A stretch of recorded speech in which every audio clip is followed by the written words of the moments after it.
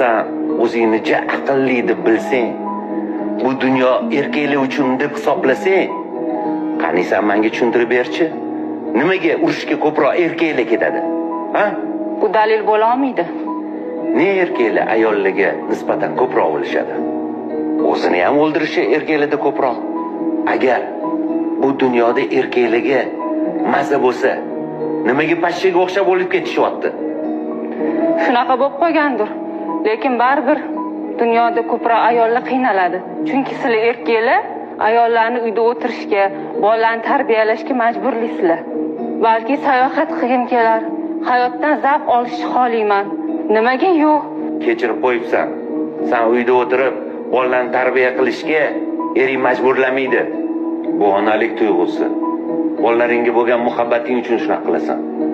Men seni cho'ta tushunmadim. Boshingda bilan aqling yo'qmi? Bu ayollarni nimaga o'rgatyapsan? Men hozir axiranan chaqiraman. Короче, gaplarimni o'ylab ko'ringlar qizlar. Salomat bo'linglar.